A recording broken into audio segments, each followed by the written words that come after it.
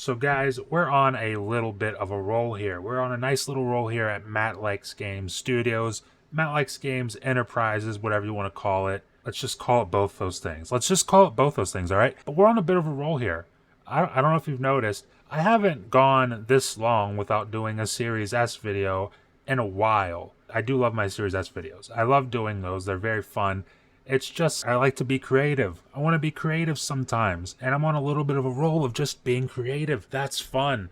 And there will be a Series S video this week, by the way. Friday, Dead Island 2 comes out. I'm probably going to record something at midnight when it launches. I'm going to try to have it out at the normal time of 11 a.m. on Friday. Fingers crossed on that one, we will see. But in the meantime, there's some stuff I want to talk about, some more stuff I would like to discuss, and I'm sure you've heard about a new game, a little game taking the world by storm called xDefiant. It's a first-person shooter, kind of rivaling Call of Duty, kind of in that similar vein, and it's gaining a lot of traction lately, but there's been some weird messaging surrounding this game that I kind of want to talk about. So let's get into it.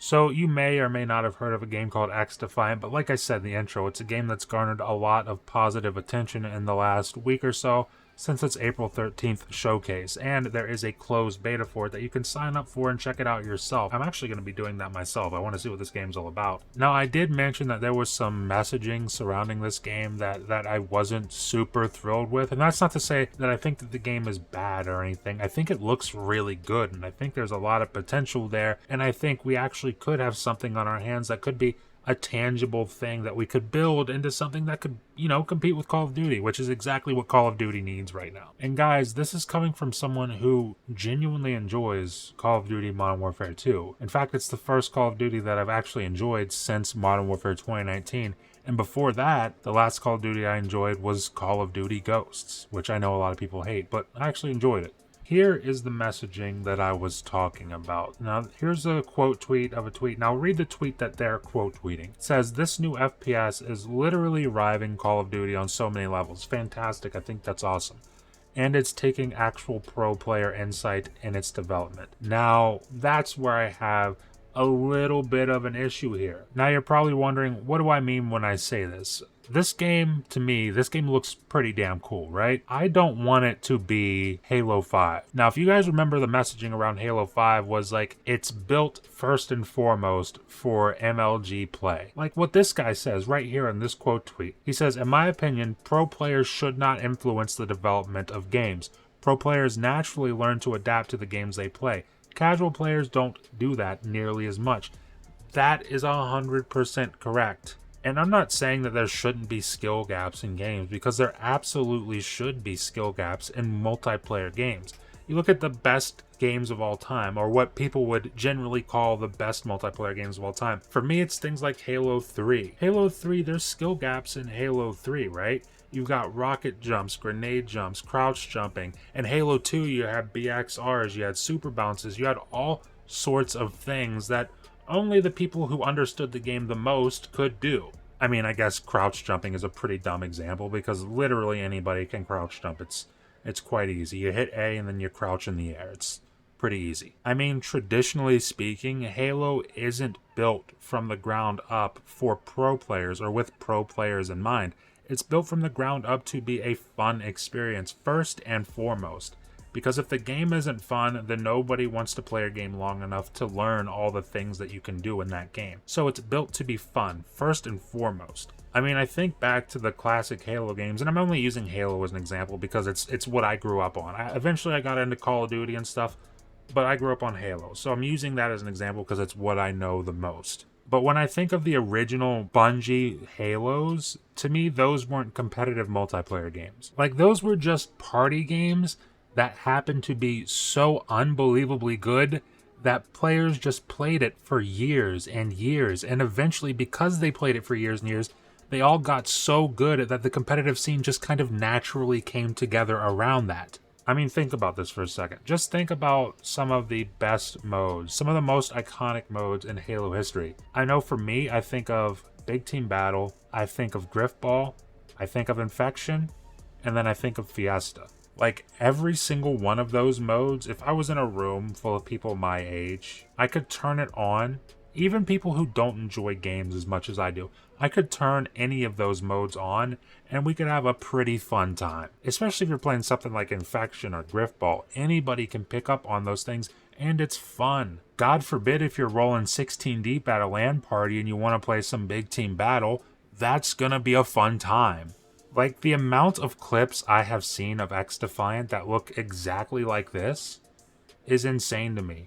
Like, when I look at this, when I look at gameplay clips like this, it could be xDefiant, Call of Duty, whatever you want to call it. When I look at gameplay clips like this, it just looks like a panic attack to me. Like, this looks like, this in my head is what a panic attack is like. And look, if that's how you want to play your games, if that's how you get enjoyment out of gaming, God bless, more power to you. I'm not saying you can't do that or you shouldn't do that.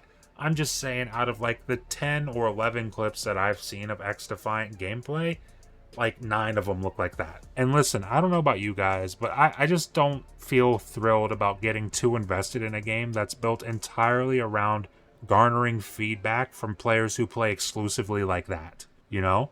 And listen, please, let me be clear. I'm not trying to shit on xDefiant specifically. I'm more so talking about in general, because this is something that happens in general with a lot of multiplayer FPS games that come and go.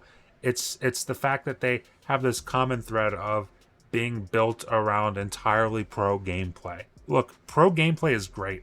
I love to watch people who are good at games be good at games. It's awesome. It's amazing to see. It's fantastic. But when your game is built from the ground up to cater to players who play exclusively professionally, it's like you limit yourself. You limit your player base. You limit your player base. Like, yeah, the pros might love your game, and that's fantastic and everything. But casual players are most of the market. If you're not catering in some way, shape, or form to that market, then it doesn't matter how fun or engaging your gameplay is, it's not going to get the support that it needs to be sustainable. And that's why I made this video. It's not like I expect anybody at Ubisoft to ever see this video, but I'm sure there's a lot of people who've made videos about this that maybe somebody at Ubisoft will see some of those videos, you know? This game looks really awesome. This game looks like it has a lot of potential. And like I said, Call of Duty does need a rival. The industry is kind of starved for it. Call of Duty is great. I love Modern Warfare 2. But Call of Duty every year for the rest of time just sounds depressing. There's got to be something in the middle of that challenges Call of Duty. There's got to be. So when I see a game like this and people are talking about it in the sense that it can compete with Call of Duty, it has that kind of gameplay, it has that kind of feel, it has that kind of promise, I just want the game to reach the most amount of players possible. And if in your development you're only taking into consideration pro player feedback or pro player insight, then you're going to limit your player base. You are going to limit your player base. Because the casual player who gets on and plays like 2-3 matches of Call of Duty a night, they're going to hop on this, they're going to get their ass kicked. I'm probably going to get my ass kicked, let's be honest. But a lot of people are going to hop on this, get their ass kicked, and be like, okay, back to Call of Duty, I guess. You know?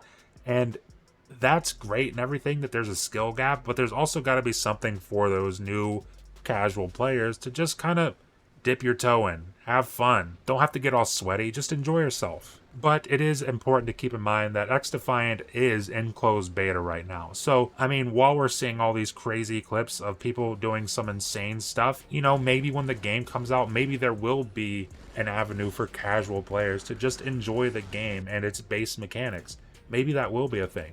I'm hoping that is the case because this looks like it has a lot of promise and I'm hoping it sticks around for the long haul. But I want to hear from you guys in the comments. Leave a comment down below. Let me know how you feel about new games being built entirely around pro player insight, pro player feedback. Let me know how you feel about that in the comments down below. Leave a like if you like the video. And if you're enjoying this kind of content and you want to stay up to date with it going forward over here on the channel, the best way to do that is consider subscribing. Consider ringing that notification bell because that helps you stay up to date with everything that happens over here on the channel, and it helps push me in the algorithm, helps push the videos out to more people, and I greatly appreciate that. And with that being said, thank you for watching, and I will see you in the next video.